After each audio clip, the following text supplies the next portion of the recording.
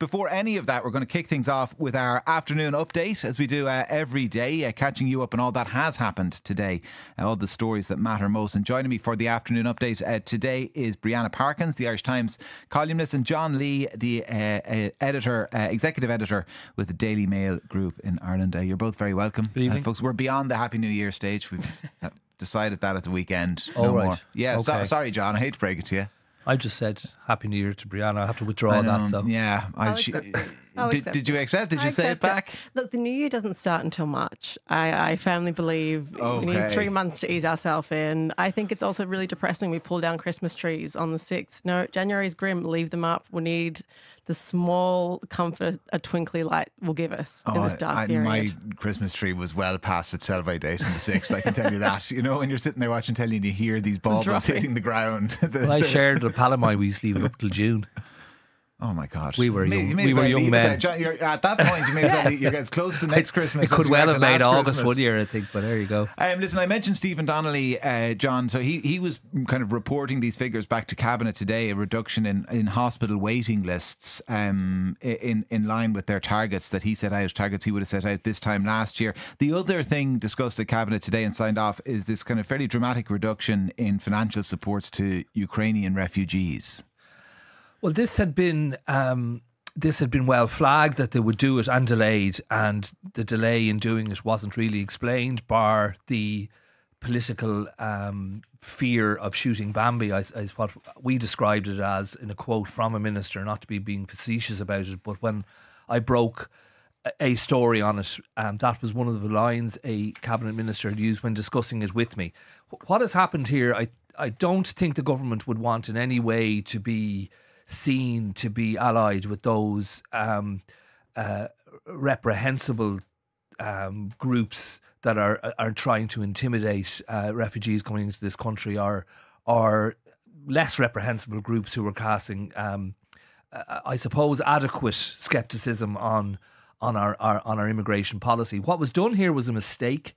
They admitted Ukrainian refugees into Ireland at the behest of the EU when everyone was given at the outset of the war by the EU a quota somewhat to admit people into Ireland. They used the wrong legislation. The legislation said, it was a 2015 boutique legislation that was designed for Syrian refugees, which granted full social welfare to Ukrainian refugees on a par with Irish citizens. Now, that was a mistake. It costs an awful lot of money. People regularly seeking asylum here do not get that benefit. They get accommodation and they get a vastly reduced payment. And in other countries around Europe, that has been the case as well. We've been something of an outlier. And Leo Varadkar pointed out in the Dáil before Christmas that over 30% of Ukrainian refugees have come here as a third country destination, which indicated what he described as a pull power. So this is an effort to reduce that pull power. They've also moved, though, on accommodation, and the accommodation problem in some European countries is mirrored, but here is a particular issue because we don't have enough housing for our own population, never mind people coming from war-torn countries. Brianna, do you interpret this as a changing of mood music, as a recognition that they got this wrong at the outset? I mean, I've covered asylum seekers and how they've been dealt with for many years, and often from hardline countries like America, like Australia. And I have to admit, I watched this, the way the Irish government handled it, sort of looking through my fingers, very apprehensive. And I think there is now a juncture where we have to decide, okay, as a country, what do we want to be perceived as and what do we actually have the resources to give? I mean, the whole debacle with relying on private citizens to offer up second home holiday homes and administering it through the Red Cross, a charity, outsourcing a really important task to an under-resourced charity, complete disaster. People reported that they tried to contact the government. They got no response back. It was just a disaster from the get-go. So I think it's really interesting that when you want to stop asylum seekers or you want to reduce the number of asylum seekers coming to your country, countries generally do one of two things. They reduce what's on offer to try and make it look less attractive to come, or they start ramping up methods of intercepting people before they can claim asylum, because it's a legal right to claim asylum.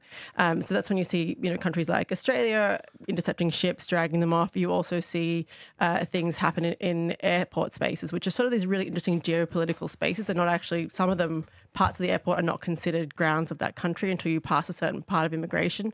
So you can't claim asylum until you've reached gone past immigration and customs and have a valid visa. I don't think Ireland has the tools to do that. We don't really have a large border force or an immigration force. So we have to start then. If they want to reduce the numbers coming in, they're going to have to make it look like a less attractive prospect to come. John, in the future, do we need those tools? I mean, the optics will be that it's kind of seen as a crackdown on so-called illegal immigration. That's how it will be described. But I mean, if we're going to live in a world where there are going to be larger masses of people moving as a consequence of conflicts like we've seen, or as a consequence of climate change, I mean, is the lesson of the last couple of years that the government do need to equip the state with the means to manage all of this better? Well, on a personal level, not that it means anything, in the greater context, I sometimes raise my eyebrows at people who say, "Oh, these are economic refugees," or "These are people seeking," as a distinction from asylum. Ireland is one of the most underpopulated countries in the world, and we are also one of the most wealthy. So we can't expect that we won't have an influx of people into Ireland in the coming years. We need them, but. Also, I'm just back from the United States, where conversations in the heartland as well as tourist destinations were all about immigration.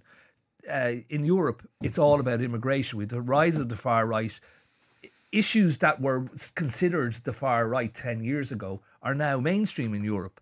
So this is going to be the year not only of elections, but it's going to be the year of immigration. And Ireland can't just expect that we can go along maintaining our reputation, we feel, as having open borders and welcome all, without some kind of proper policy. And as Brianna pointed out there hasn't been thus far when it came to Ukrainian refugees.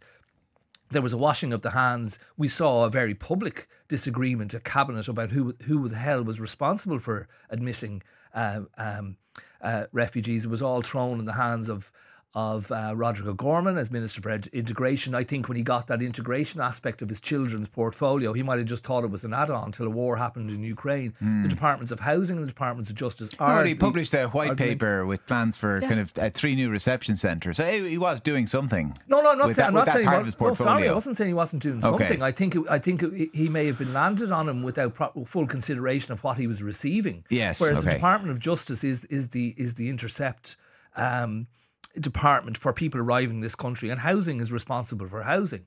So I think an awful lot has been thrown on his doorstep, where his department may not have had the resources or the expectation that they'd be dealing with up to 100,000 refugees coming from a war-torn country and deserving of help. And then there is a massive movement of people from Africa towards Europe, which Ireland can't expect itself to be rising above, or not having to deal with in the way southern European countries are. But, we see images coming from Europe, from Italy today, for instance, where the Nazi salute has been used in recent times. We see Marine Le Pen lashing ahead in the polls in Europe, in France, ahead of President Macron. As I say, these issues are live in the European continent. These issues are live with the EU, and we have to get a proper hold of things, and it seems to be getting out of hand.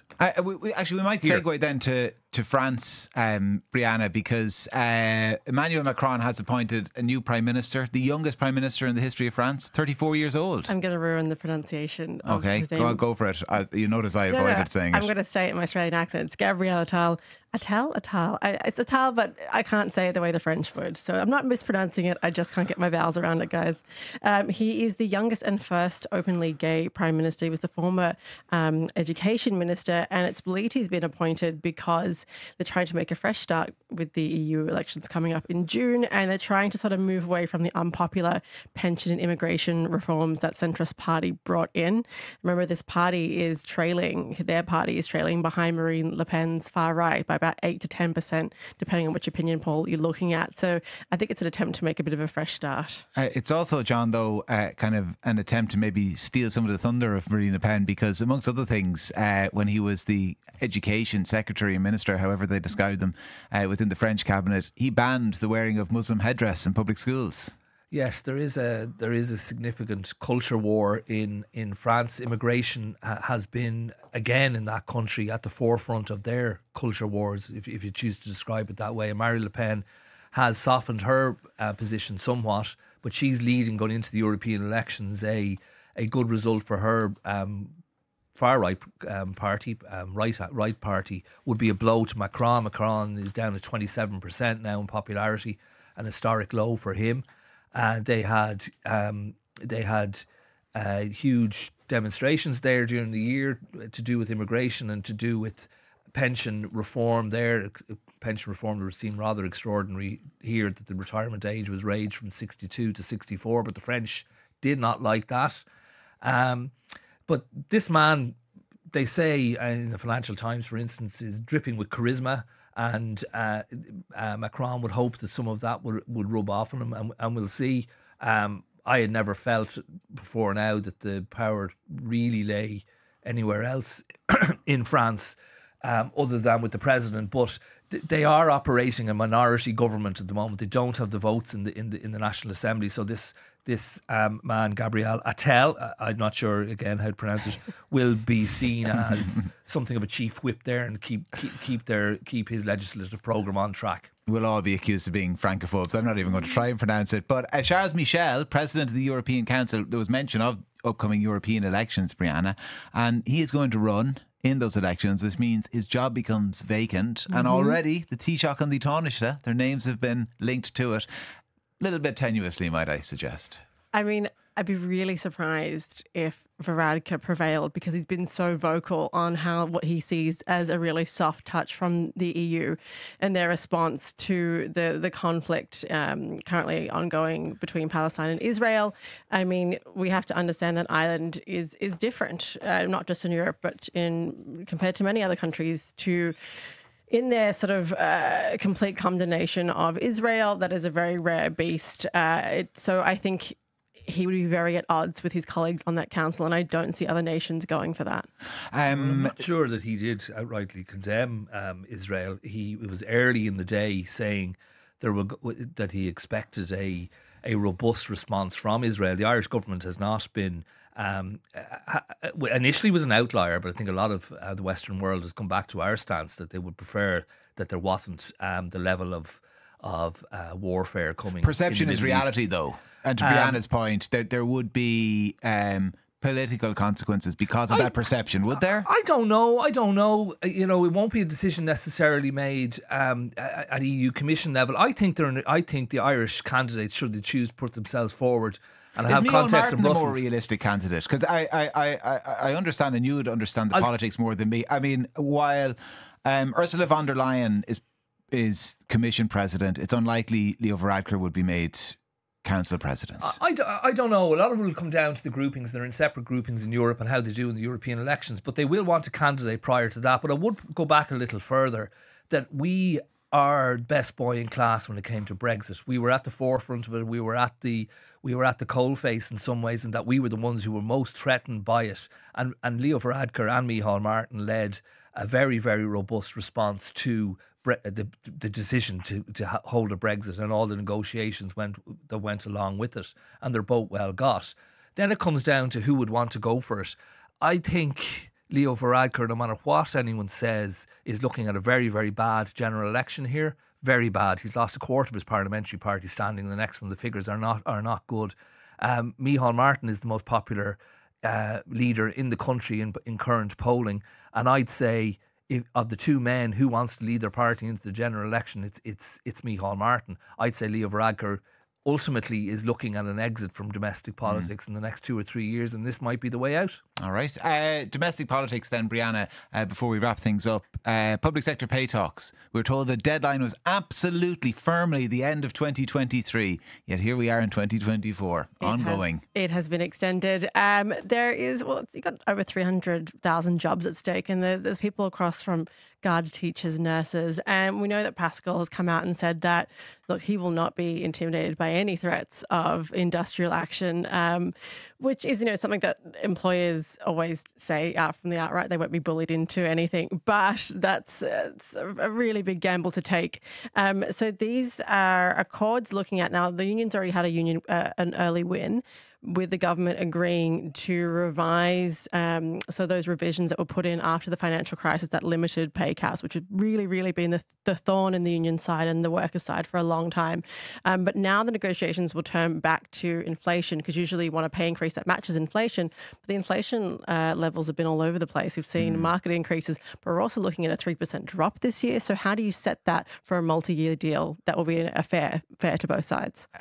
John, there's not a huge amount of, I would say, broad buy-in or interest in these types of talks until you get down to the kind of the brass tacks. No, but Is that fair? I think no, there isn't, and I think it's undeniable that whatever the rate of inflation is or whatever else, there's been a rise in the cost of living, and I'm sure anyone who's gone into their boss in the coming months looking for a few bob will not be citing it as a pay rise. They'll be citing it as keeping track with level. I don't perceive there will be anything other than a peaceful resolution to this, because again, everything will be factored on elections. The government is not going to want industrial strife going into the next general election. And let's not forget, we've had 10 years of industrial peace. We've been relatively an industrially peaceful country over the last 20 years, despite everything else that has happened, compared, for instance, to Britain. Yeah. So I think they'll get a few bob and everyone go home happy. The pair of you may be unrepentant francophobes, but one of our listeners says it's Gabriel Attal. The two A's are pronounced ah, like ah. Je suis désolé. Attal. So Gabriel Attal. Jim says, your contributor said we're a rich country. If we were rich, we'd have a functioning hospital and medical system, nationwide transport services, proper schools, etc., etc. We've none of the above. In effect, we're really a developing nation with first world illusions. And that's from Jim. Jim, I'm not denying the accuracy of your criticism of parts of the system.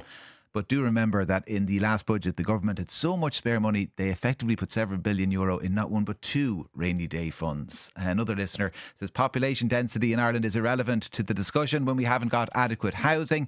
Somebody else says we export most of our 25 and 30-year-old graduates to Australia, turns out, according to figures yesterday, while importing all and sundry with little to offer the country besides expensive welfare. Migrants more likely to work than Irish people. I said it yesterday. Say it again. I'll say it every day. 087 1400 106. Brianna Parkins, Irish Times columnist. John Lee, executive editor at the Daily Mail Group Ireland. Thank you both very much for joining me.